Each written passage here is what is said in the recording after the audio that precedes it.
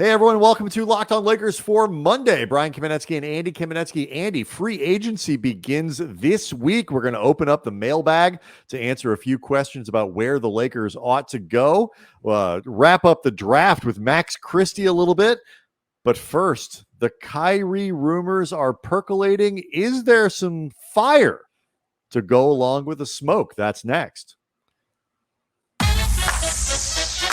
You are Locked On Lakers,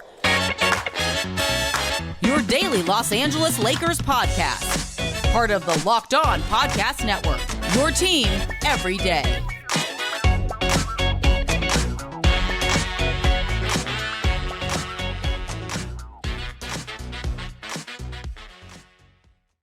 Thanks to everybody for making Locked On Lakers your first listen of every day. You really have been doing it a lot lately. We really appreciate all the support for the show, particularly the support on Locked On Lakers on YouTube, which is where you go to get the show a little bit early. You get to watch us make this magic happen, and it usually goes up a little bit before the audio version. So thanks for all the support on the podcast. Thank you for the support at Locked On Lakers on YouTube. Make another Locked On podcast your second listen of every day. I do want to let you know that today's episode is brought to you by Bet Online.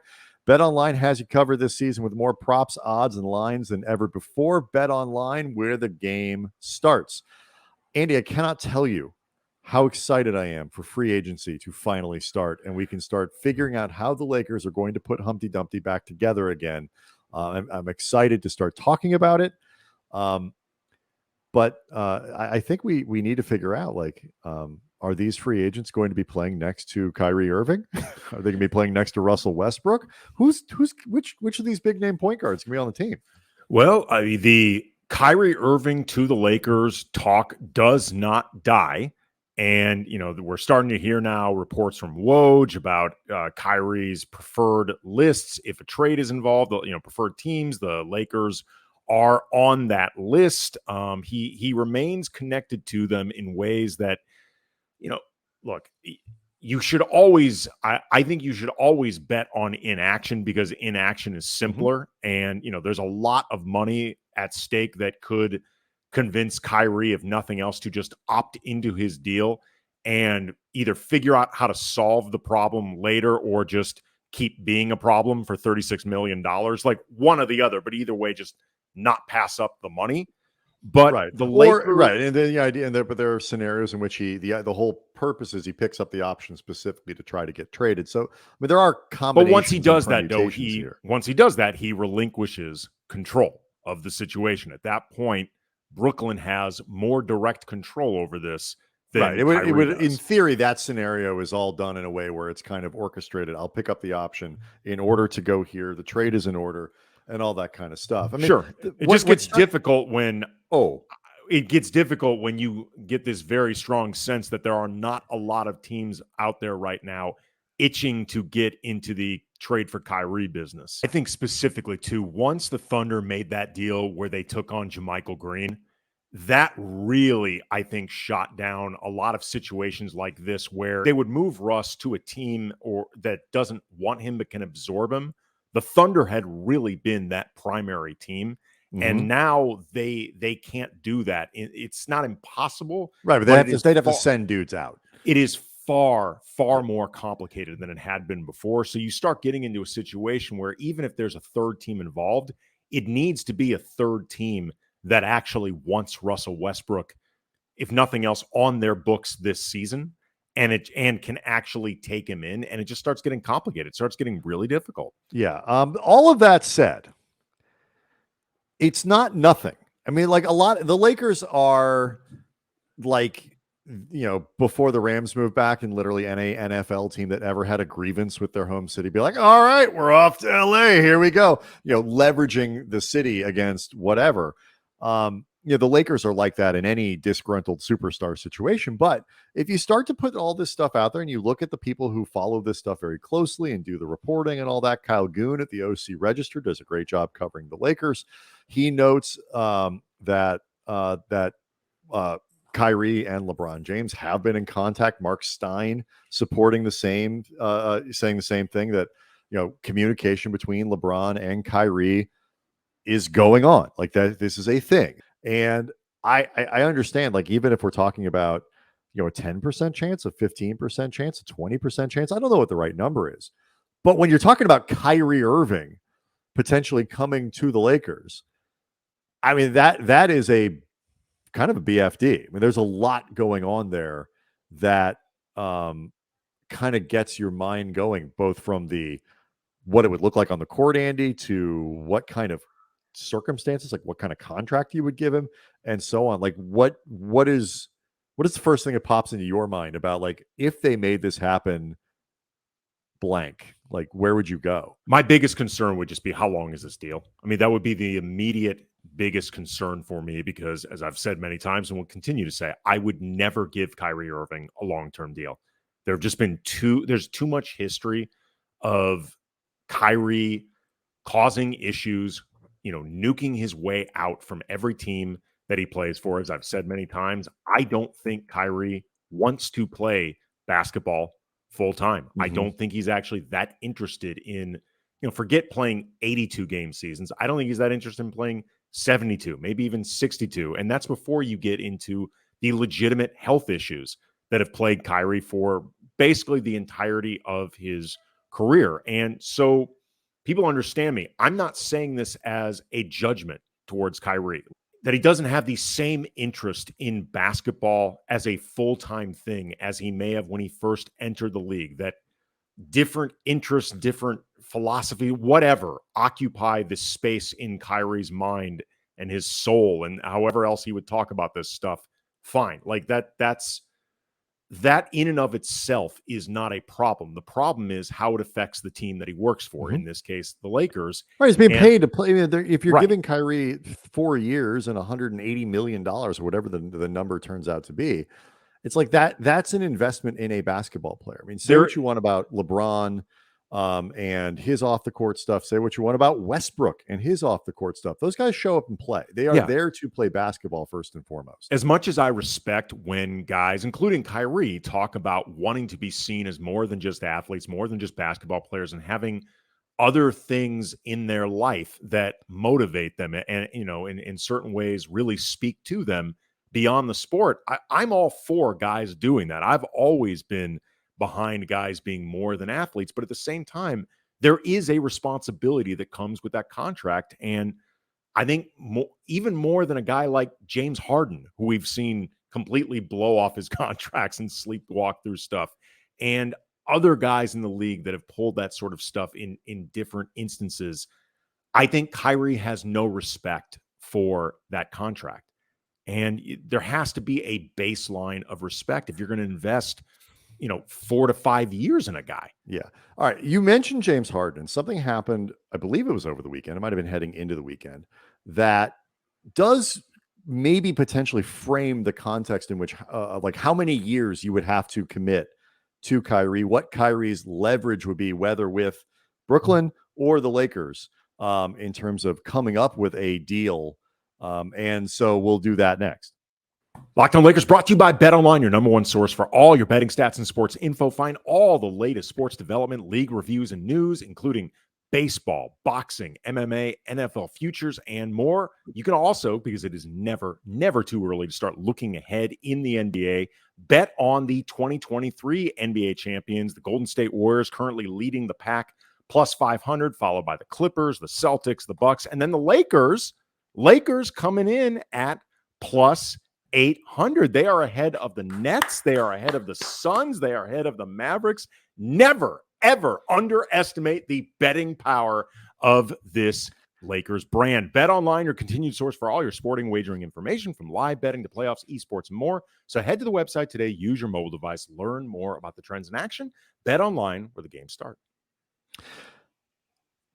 All right. So, James Harden has been reported this week will opt into his contract, the final year of his contract, and then extend not for a full, I think it would have been 4 more years after that, Andy, but he's going to do 2. He's going to stay, he and the Sixers will stay together for 2 years. So they cut that in half, which from, James Harden's perspective, that's still what's probably close to $100 million. I mean, you do not need to pass a hat for James Harden, but the Sixers protect themselves against what would have almost surely been 2 disastrous anchor years of a James Harden deal, pushing 40 with his track record at like 50 million a year. I mention this because I wonder if this at all changes a little bit of the calculus, both for Brooklyn and for the Lakers, in terms of Kyrie, who is younger, but still has some of the same kind of injury history and a lot of the same kind of attitudinal questions that would make teams very hesitant to just give him a full max right off the bat. Yeah, I mean, I don't know the exacts in terms of how the CBA works with like a trade and a 1-year extension for Kyrie. Like I don't actually know or what it would have to be. You're right.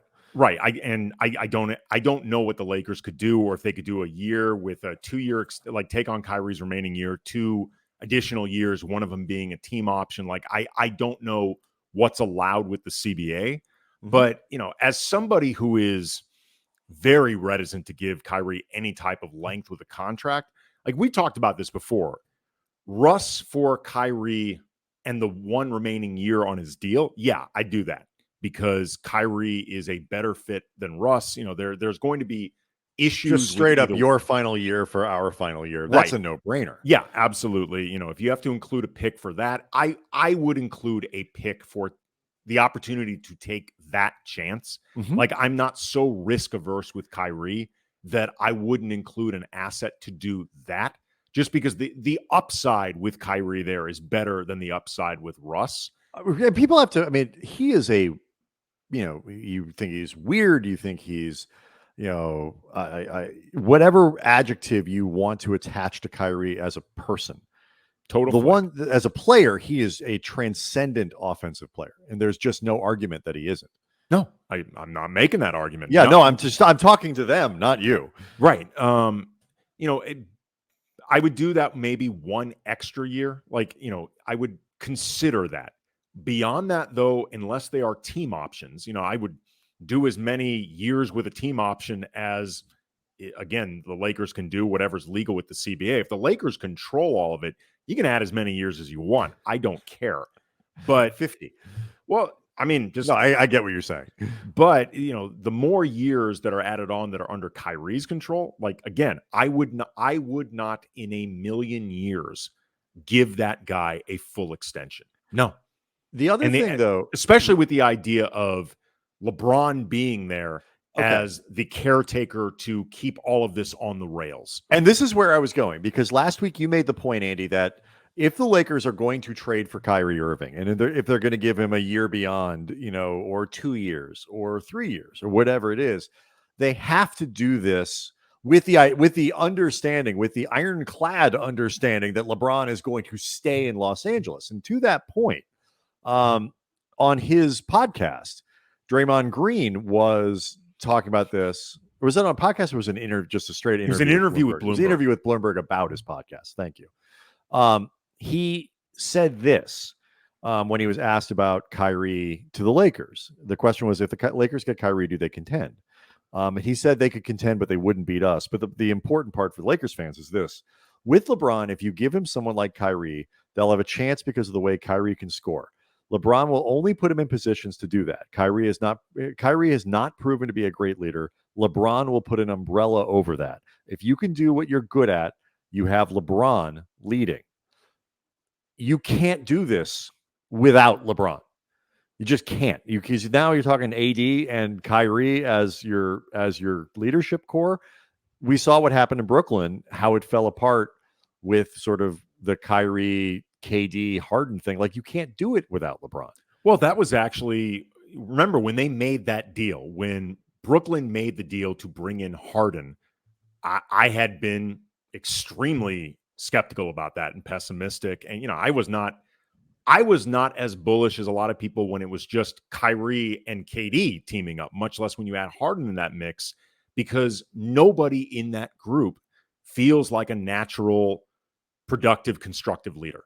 Like, nobody in that trio. Like, Kevin Durant is I want to make it clear, he's an incredibly responsible, dedicated, professional basketball player. Like, KD's professionalism cannot be questioned. But I don't think he is a leader in the sense of dealing with these things, dealing with anything head on when stuff gets uncomfortable. I mean, he said himself, part of the reason he wanted to go to the Warriors when he did go was so he wouldn't have to do all that stuff. And that's fine. Not everybody is built to be, the leader in all the situations, including the uncomfortable ones. So that's fine. But somebody has to be the one who'll do it. I don't think AD is that guy. Kyrie has certainly not proven himself. So then it starts turning into, how long do you anticipate having LeBron on this team? How long do you want to have LeBron on this team? Because the overwhelming majority, if not all of the time that you have Kyrie on this team, it seems like you better have LeBron on it. Otherwise, Kyrie, or you better find another true alpha to bring in to lead it all. Because if it's left to Kyrie and AD to keep it on the rails, I don't trust that. Yeah, and you have to assume that we mentioned in the first segment, like they're communicating. LeBron knows the Kyrie thing. He's done it before. He's been there. He's won a title with Kyrie, and so I mean, obviously, he feels. Of course, granted, he felt he could make the Westbrook thing work. So I'm not surprised he thinks he could go back and do Kyrie 2.0 with this version of Kyrie compared to that version. I'm not sure which one is necessarily easier to work with or harder. They both probably have their challenges. And then there's just it is a culture risk, it's a chemistry risk, and then it's also obviously an injury risk because you have a problem like you had in Brooklyn where you're just constantly worried about everybody getting hurt. And that is ultimately what kept that thing from really having a chance before it even started. The however many games they played together as a group, they were very good.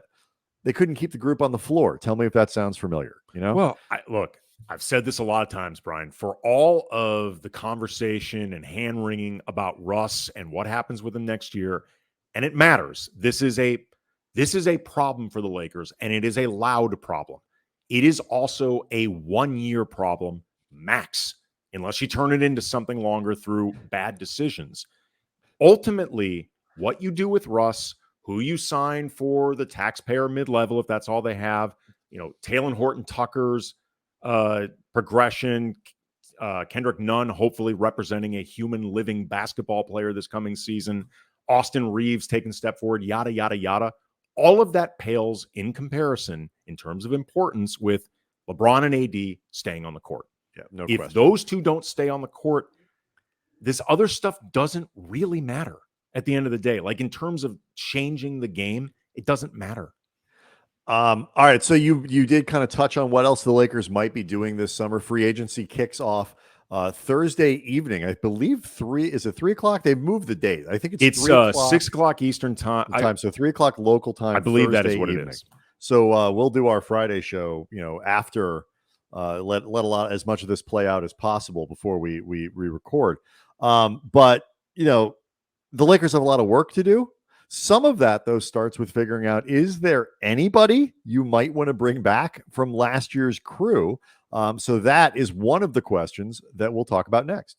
Locked On Lakers brought to you by rockauto.com. With ever-increasing numbers of makes and models out there, it is impossible to stock all the parts you would need in a traditional chain storefront. And who cares? Because why would you spend 30%, 50%, 100% more for the exact same auto parts at a chain store or new car dealership anyway, when you can get it for far less at rockauto.com? For example, Honda Odyssey fuel pump, $353 from a chain store. It's only $216 at Rock Auto. They are not looking to rip you off like all these other places. They are a family business. They have been serving auto part customers online for 20 years. So whether it's for a classic or a daily driver, get everything you need in a few easy clicks delivered directly to your door. It's perfect convenience. Go to rockauto.com right now. See all the parts available for your car or truck. Right Locked On in the How Did You Hear About Us box so they know we sent you. Amazing selection, reliably low prices, all the parts your car will ever need. rockauto.com. All right, Andy and I are very excited to talk about a new partner for our show, Locked On Lakers. They are Duer, D-U-E-R. They make incredibly comfortable clothes that are also incredibly versatile. The idea here, performance clothing, but also simple. These are staples. They will stay with your wardrobe, and you'll wear them all the time, no matter what it is you're doing. You're going hiking, you're going to a business meeting, you're chasing kids around a playground, like maybe someone I know. Not me. I got a sensible amount of children. It's lifestyle clothing that adapts to whatever lifestyle that you are living. The fabrics are incredibly soft. They're supple. They keep their shape. I've got a pair of the jeans. I've got the Live Free Adventure pants. I've got the No Sweat jogger. Literally wearing them right now. Wearing them now.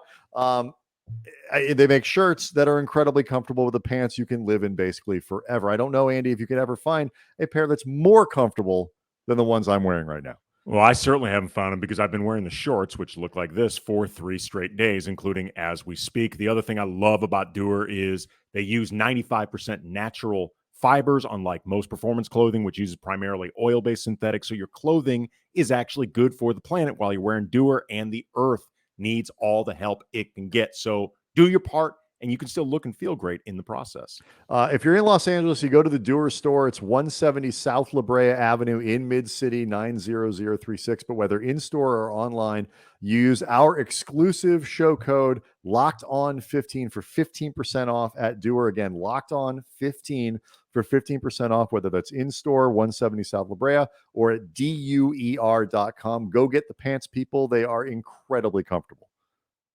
All right.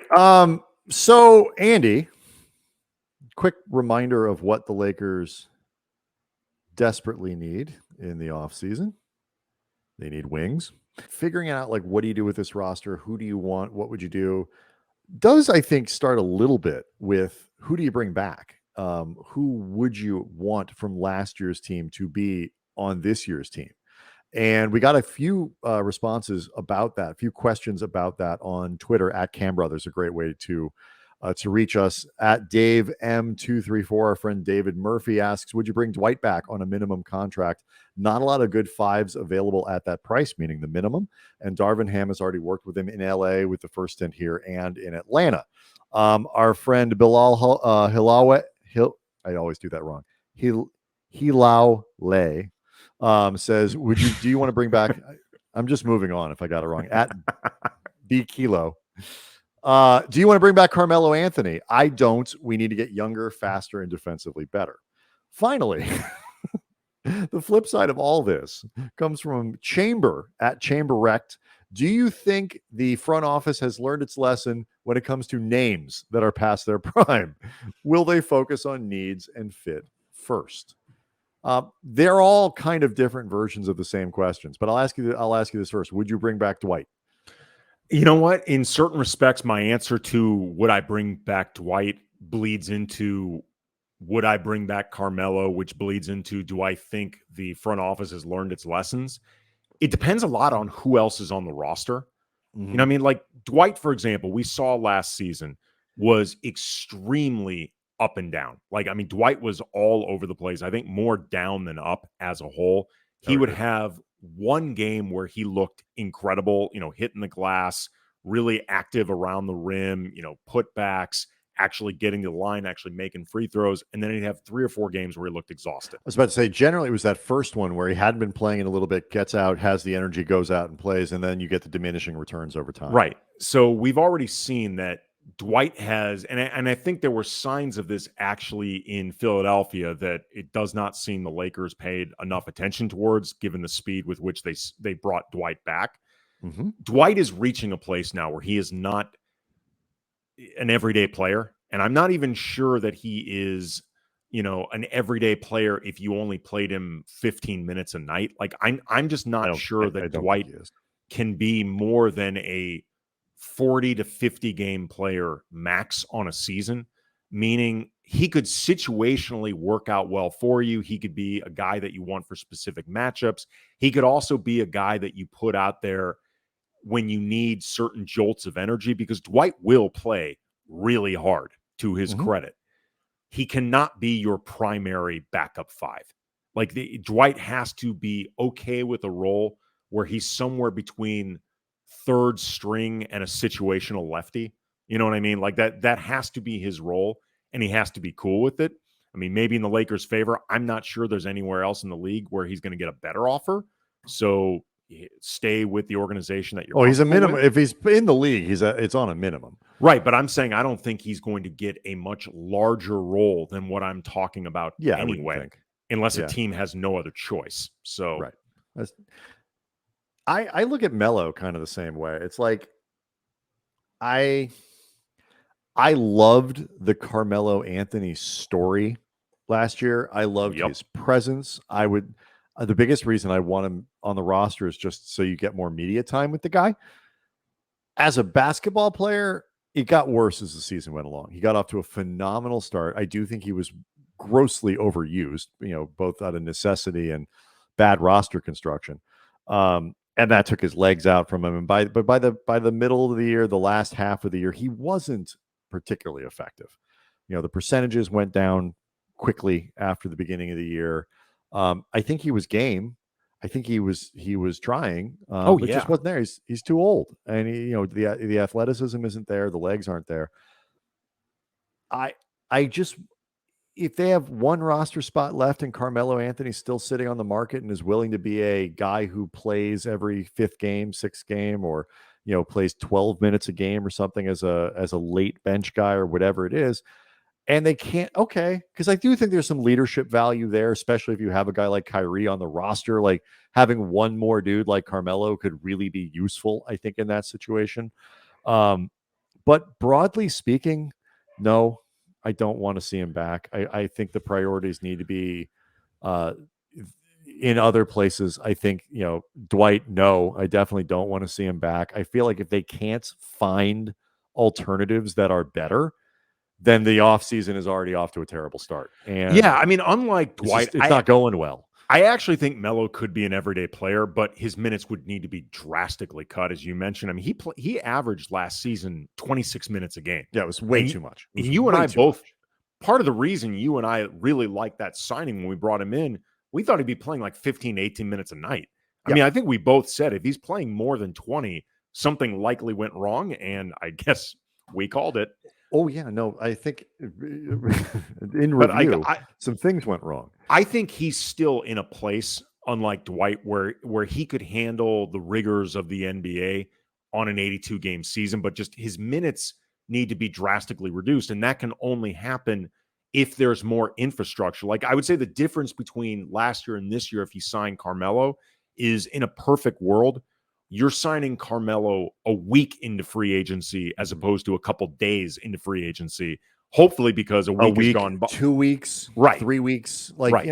I honestly, I would rather take my chances on a guy who has distinguished himself in the G League and has a really specific skill that the Lakers could use more than what Carmelo is going to bring. Because I feel like they need youth and they need energy and they need legs more than they need the leadership. And I say this again as someone who wants to hear Carmelo Anthony talk every day. If I had to choose, it's Melo over Dwight. I hope it's not either one. I'll be honest with you. I've seen a lot of talk. Rob Pelinka spoke at the draft and was asked about Stanley Johnson and Wenyen Gabriel, two guys who the Lakers they control whether or not those guys will be on the team next year. And I know there's a lot of fan support behind them. Pelinka wasn't committing to have them on the roster this year, and I don't think he should, and I don't think the Lakers should, because as those guys were good stories last year relative to what was going on, but there is a reason they have bounced around the league as much as they did. They didn't distinguish themselves in the way that Gary Payton Jr. clearly found a niche and was a critical player on a team that won a championship. Like that, he found a niche there. And you'll see other guys do that periodically. I don't think they need to be wedded to even having those guys on the team. Well, it becomes much easier for those guys to find a niche, assuming the niche even exists, like Gary Payton II did with Golden State, if the infrastructure is better. I mean, no question. If you put Gary Payton II on this Lakers team, which I know feels like rubbing salt in wounds because he's been in their building in the past, but it's not going to be, I don't think, the same success story, because Payton had the ability to stay in a lane where he could do all the things that he thrives at and not be asked to do the things that he isn't. It's KCP a few years ago. The difference between with LeBron versus without LeBron. With LeBron, KCP flourished. The season that he was there without LeBron, he was asked to do way too much.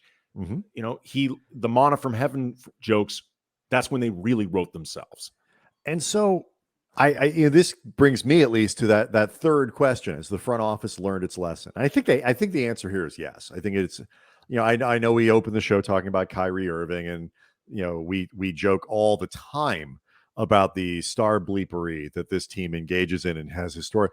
But as much as the NBA may be transforming in how you structure teams and the importance of stars and how you treat stars and regard them relative to the rest of your depth, if you have an opportunity to look at Kyrie Irving, you have to take that opportunity. He is too good to not at least consider the idea, especially if you already have your own problem in Russ. But broadly, do I think they're going to take those 1-year contracts that they're giving out for next year and chase the established veteran names? Or do I think they're going to tilt that more towards younger players, Stanley Johnson type guys, Wenyen Gabriel type guys, who probably can do the same work but have maybe a little bit more upside or whatever?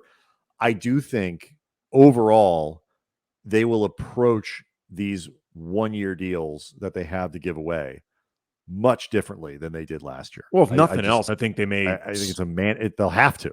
Well, I think if nothing else, they may split the difference more. And even if they don't look for younger, less established, like G League type guys, or guys that have still looking to carve out their place in the NBA, they may look for, say, an Otto Porter Jr. type, who is well established in the league. He's a veteran, but he's only around 30. You know what I mean? Like guys who have been in the league a little while, but they're not on their literal last legs. Right. Like a guy like Kendrick Nunn, for example, he'd been in the league 3 or 4 years. Like that's fine. You know what I mean? Like they can find guys. Two or three. Right. It wasn't, but younger, 25 years old, younger, a little more. So they can find guys who've been in the league. They just can't be like on their exit, like on their exit tour. Like needs to be, they need to be looking for guys who actually may stay in the league beyond the 1-year deal that they play with the Lakers. And, what makes it challenging is you made the point, we can quit here. You made the point about, the role that guys like Johnson and Gabriel would play with a better infrastructure around the niche they could do. Like they're going to have to do that with every single player that they go for, because definitionally a veterans minimum guy, a mini mid-level guy, a taxpayer mid-level guy. These are flawed players. These are players that have drawbacks that are available at that price for a reason. And so trying to mix and match when you have very few options so that you can really slot guys and let them do the things that they're best at in the whole network of dudes. We're not talking about one guy or two guys. We're talking about 6 or 7.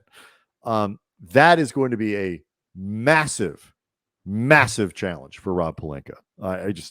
That's the part of the jigsaw puzzle that I think doesn't get talked about enough, and it's going to be really difficult. That's why we'll see how it goes. Exceptionally important that THT take the leap that they expected last season, and that Kendrick Nunn stays on the floor, because combined with LeBron and AD staying healthy and Russ hopefully at least trying to approach the season differently, that in and of itself would dramatically change the dynamic of this team before you even get into who's new. Yep. Thanks for making Locked On Lakers your first listen of every day. Again, Locked On Lakers on YouTube is where you go to get the podcast, generally speaking, a couple hours early compared to the audio product. For your second listen, get up to date on all the latest news and rumors in the NBA. Just 30 minutes every day with Locked On NBA. Locked On NBA is your daily NBA coverage, again, in just 30 minutes. Great show. Sometimes we're on it. So, it's worth listening just for that.